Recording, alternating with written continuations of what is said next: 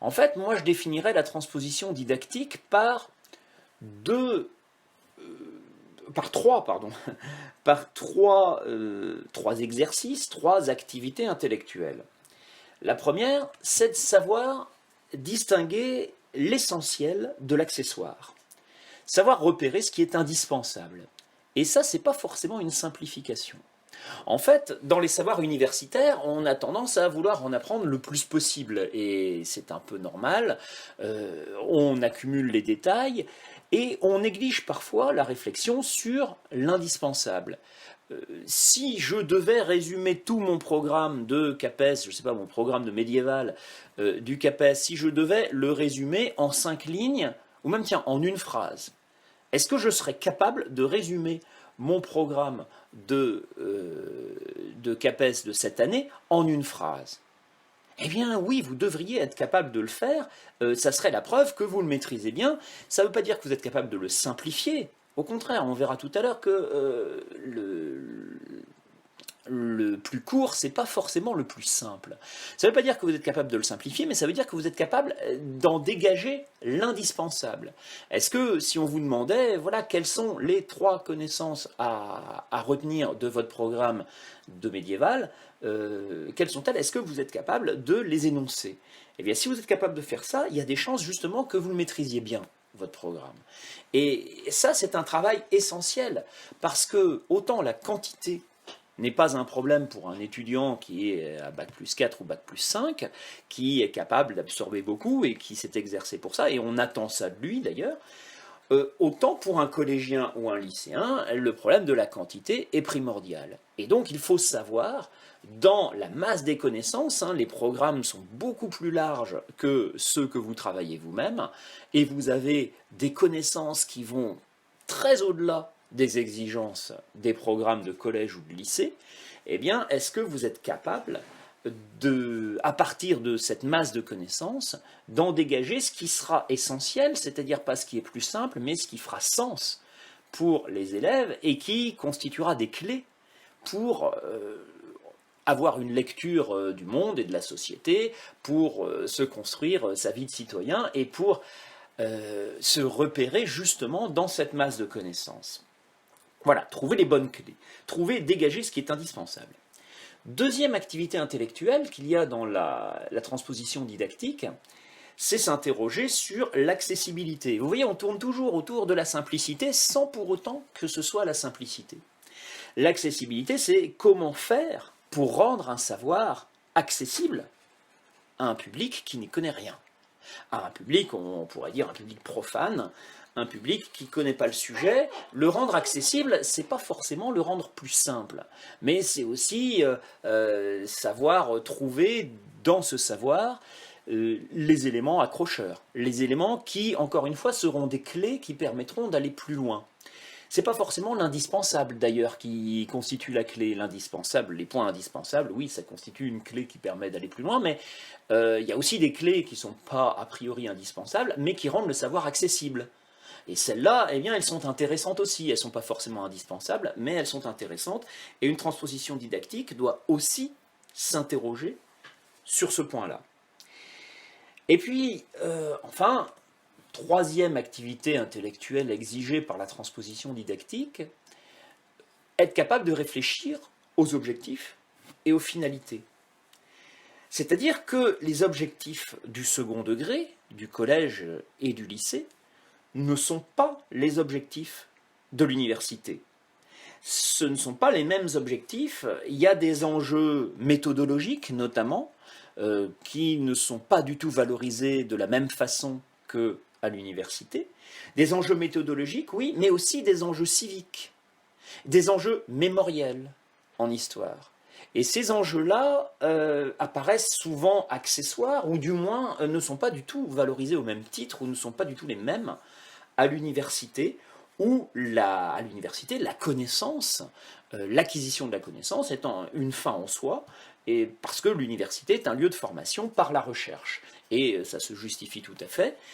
Seulement au lycée, le but n'est pas du tout le même. On dit toujours, on n'est pas au lycée pour former des historiens et des géographes. Oui, ben justement, mais on y est pour quoi? Pour former quoi? Ben ça, c'est une réflexion qu'il faut mener, qu'il faut avoir.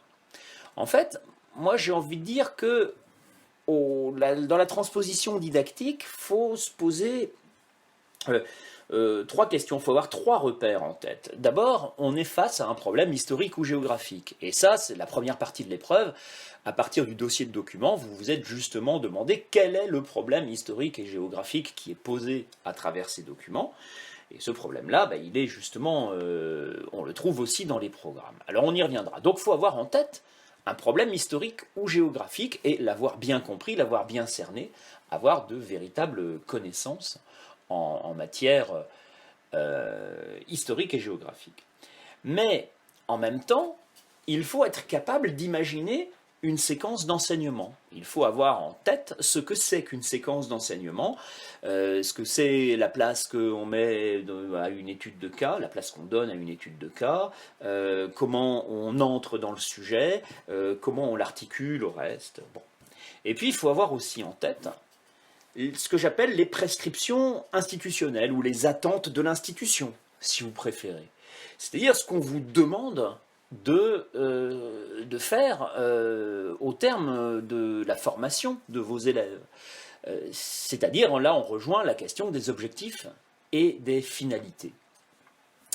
Et tout cela, il faut être capable de le relier et de le faire fonctionner ensemble. Et c'est ça un peu le principe justement de cette épreuve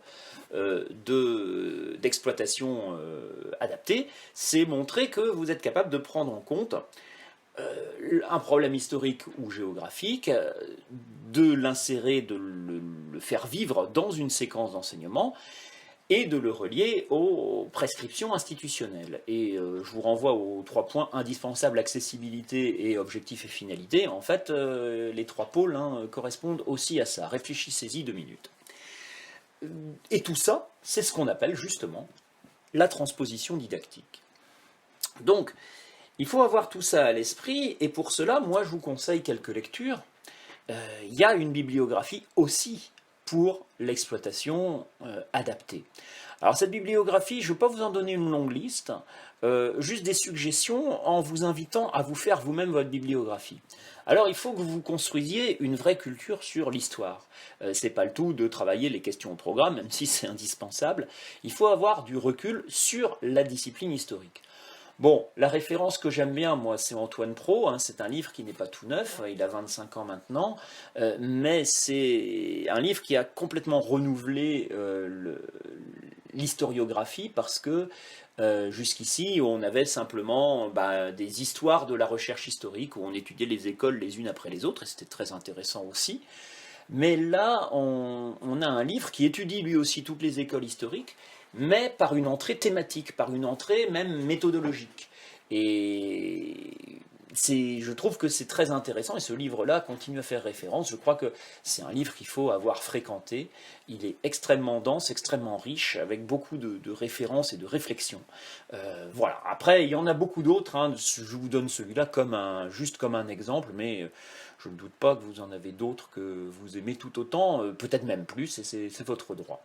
Mais voilà, dans votre bibliographie, il faut avoir une place pour la discipline historique elle-même.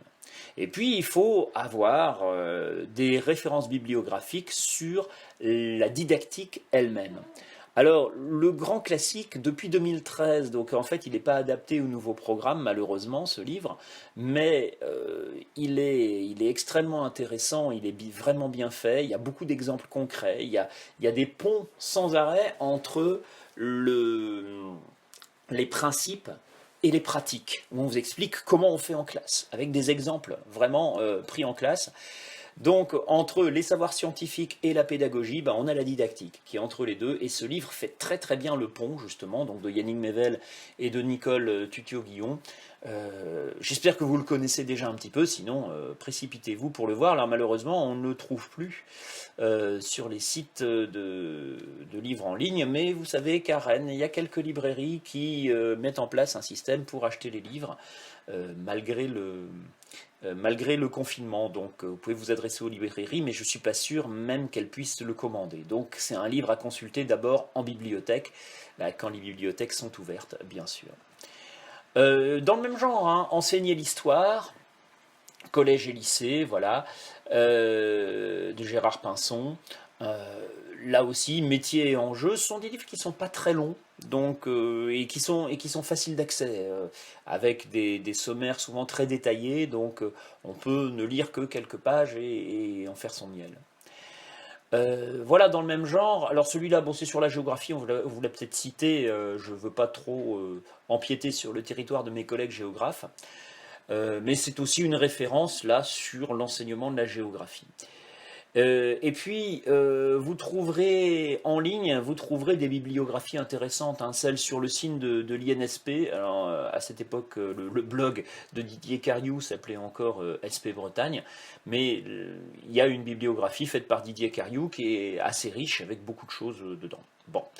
Et puis, une revue très intéressante, j'y reviendrai, hein, les cahiers pédagogiques, qui a fait un dossier alors sur la géographie, j'ai pris ici l'exemple de la géographie en février 2020, et qui a mis en ligne la bibliographie du dossier, mais ils ont aussi fait des dossiers sur l'histoire. J'y reviendrai, et c'est vraiment une revue de référence, avec beaucoup de choses, à la fois en didactique et en pédagogie.